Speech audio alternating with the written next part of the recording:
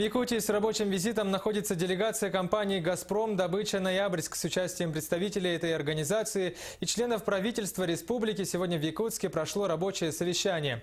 Отметим, что «Газпром» Добыча Ноябрьск является дочерней организацией одного из крупнейших поставщиков газа в мире – компании «Газпром». О каких темах шла сегодня речь и каковы итоги состоявшихся переговоров, расскажет наш корреспондент Александр Лысак. Во время совместного совещания республиканского правительства и компании «Газпром» Добыча Ноябрьск участники обсудили две темы. Первая – это подготовка профессиональных кадров и привлечение их для предприятия. Стоит отметить, что месяц назад между Якутией и компанией был утвержден план совместных действий в этом направлении.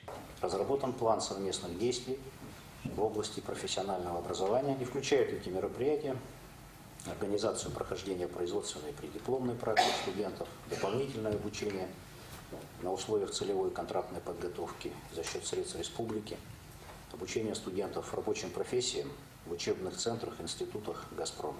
Далее на совещании обсудили планы по освоению Чииндинского нефтегазоконденсатного месторождения. Как отметил руководитель компании «Газпром» Добыча Ноябрьск Константин Степовой, есть небольшое отставание от графика работ. В первую очередь это может быть где-то на руку легло нам отсутствие на сегодняшний день закрепленных договорных отношений с монопотребителем, это Китайская Народная Демократическая Республика, потребитель газа. Но вот эти легкие затягивания, так сказать, переговоров легло только на руку в части того, что мы смогли более ответственно и серьезно подойти к проектным решениям, которые предлагал институт. После совещания руководство компании «Газпром» Добыча Ноябрьск отметило детальное знание темы развития Чииндинского месторождения правительством Якутии. Мы получили конкретные вопросы, на какие-то смогли ответить, какие-то переадресуем профильным департаментам в Большом «Газпроме».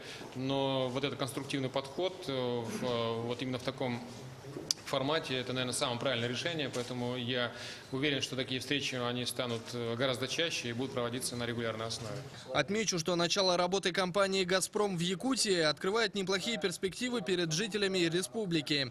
Это создание новых рабочих мест, а также реализация социальных проектов. Александр Лысак, Иван Семенов, НВК «Саха», Якутск.